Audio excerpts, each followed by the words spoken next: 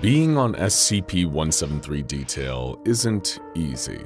These duties of strict observation fall on a bi-weekly basis when SCP-173's enclosure needs to be cleaned. The reddish-brown substance on the floor is a natural output of SCP-173, a combination of feces and blood. While the Foundation has put up with a lot of depraved behavior from its SCPs, it draws the line at poor hygiene. They routinely send in a crew of 3 D-Class personnel to clean up the mess. But the bigger chore isn't the scrubbing and mopping at all, but rather keeping SCP-173 docile. To do so, the line of sight must not be broken at any time with SCP-173. Personnel assigned to enter the container are instructed to alert one another before blinking. If this protocol is not followed, SCP-173 attacks by snapping the neck at the base of the skull. It is, at its core, a high-stakes staring contest. The crew is intelligently divided into their tasks. Only one of them actually has janitorial duties, and even then, the mopper's most relevant skill isn't even related to cleaning at all. His greatest strength must be his ability to trust other people. As he takes his mop to the floor, he hands over his life to his crew, who protect him with their focus and attention on SCP-173. It is without a doubt one of the cruelest and most stressful jobs anyone could ever have. But not every horror story is found in the trenches of terror. Those with mops on the front lines have their work cut out for them. But even the researchers with their warm lab coats and boring bureaucratic obligations aren't safe from danger. This is the story of Jake Skoll, a researcher who, for reasons we will tactfully tease you with until the video's witty end, has been reassigned to SCP-173. Director Fordham brought the bad news like a bag of coal. "You're being reassigned," he said, with a slight smirk on his face, continuing to be preoccupied with his paperwork, as if this news was secondary to what he was doing right there and then. But it wasn't secondary to Jack Skoll. It was the center of their life. No, not even just the center. It was the center, peripheral, and outer bounds of their life. Their assignments were everything, and everything was about to change. A pregnant silence followed the announcement. Jake Skoll couldn't find a response, and they weren't even sure there was one to be found, no matter how deep they dug. What came out wasn't as much of a retort as a reaction, that involuntary bodily response to events that weren't expected, that awkward and afraid muttering of fear and confusion. What? I'm being, I'm to be reassigned. Is that what you're saying? Researcher Skoll blinked a few times, confused. Their feet sunk into the deep forest green shag on the floor. A spectrum of thoughts cascaded through their mind as they searched harder and harder for a reason, digging deeper and deeper, only to find another treasure chest full of nothing. Is my work not sufficient on SCP? Director Fordham looked up and gave them the fixed, pointed stare they'd grown to dread over the past 6 months. Of course not, Jake. I recognize what you've done, and we want to put you somewhere I feel you deserve. And serve the Foundation, of course. We're putting you on a very important and special object. Again, Fordham gave that smirk. That damn smirk. Sure, his words and tone presented themselves as the truth, but his face said otherwise. The devious positioning of his lip suggested that there was a layer of sinister subtext to his speech, but Jake Skoll couldn't pick up on the cues. There's no room to read someone else's poker face when all of your attention is on the crappy hand you've just been dealt. Jake Skoll's eyes fell to the desk. Reassigned. The word rang like church bells. Why, God? Their work with SCP-3872 as a consulting chemist was going slowly, to be truthful, but they didn't think it was to the point that they needed reassignment. All right. Which project am I assigned to?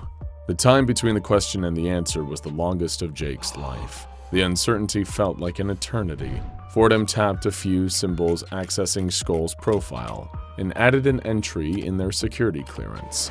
He hastily swiped away all the other files listed and turned back to face Skoll. You have access to it now. Please get on the first plane to Site 19. Your dormitory contents are already packed up. Jake reached into their pocket to check the notification on their cell phone. SCP-3872, file removed. SCP-2593, file removed. SCP-173, file added. They turned around and walked slowly through the corridors, towards the transportation hub on the outskirts of the site. They opened the file on their phone and quickly scanned the oddly phrased report, attempting to make sense of what they were reading. Skull's eyebrows raised to the heavens as they noticed the timestamp on containment. SCP-173 was one of the few objects that the Foundation came to possess through some organization or another without losing its information. They tried their best to remain optimistic in their interpretation of these new life events. And for a moment, they thought, this might be a good thing for me. Swiping down, they came to the section about assigned researchers, the people whose steps they would be following in, and where were those steps leading them? The list was impressive, from Dr. Kondraki to Dr. Bright. These people were all legends in their own right, and so if they could just follow their footsteps, they reasoned they would end their journey in a good place. They imagined their new career path straight to the top of this mountain of success. Maybe they would become the face of the Foundation. Maybe they would accomplish so much that they'd had a statue erected in their honor that people travel far and wide to visit and take pictures with. Maybe this would be a good thing, they wanted to think. I need the first plane to Site 19, they said with confidence. I've been reassigned. And so Jake Skull took to the air and clung to the stream as long as they could. But no matter how heavy a sleeper, reality shakes everyone awake eventually. 6 years later, Jake Skull could hear the years pass, but not only could they hear it, they could feel it. Their body was decaying in a way inconsistent with our biological understanding of age. SCP-173, the legendary object. The first, the original, the statue. It was chipping away at the soul of Jake Skull. It was carving a statue of its own, hacking at stone until it was nothing. And that's what Jake Skull felt like. Nothing. It was torture. When they arrived, they quickly reviewed the research materials. Every word had become burned into their memory, all 233 words of them.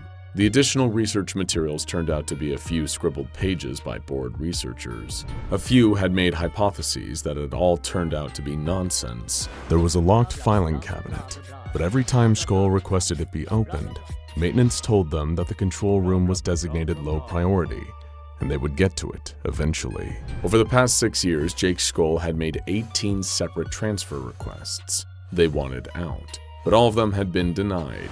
It was as if they were in high school again, asking dates to prom and getting hit with no thank yous, feeling none of the politeness backed into their syntax, understanding only the brutal reality of the phrase, no.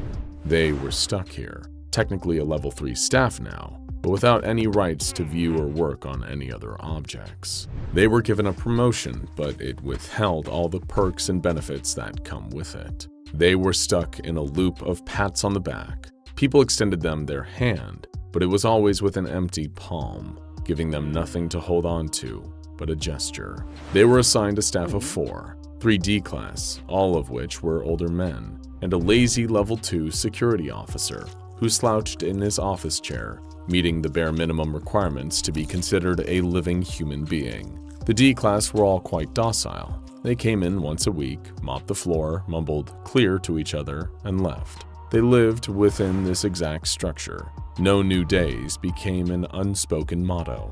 These recurring 24 hours passed slowly.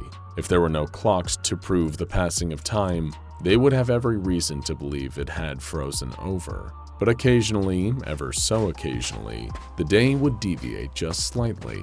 They'd hear something, a scrape, and the sounds of movement. Jake would flip open the observation ports on the double concrete lock and examine SCP-173, but Jake could take offense to such language. Examining might be the wrong word. More accurately, they would just look at it, because there was nothing to examine. There was nothing to observe. SCP-173 was already understood. Michael Jordan doesn't take a microscope to the ball every time he plans to dribble. He knows every detail of it by heart. His fingertips know the grooves. His hand-eye coordination knows how to control it. His right arm's built-in apt for physics knows exactly how much force to put into each shot and at what trajectory to aim. We are told to learn something new every day. But the truth is, there comes a day when the learning stops, when we know all that we will ever know. And this felt true to Jake.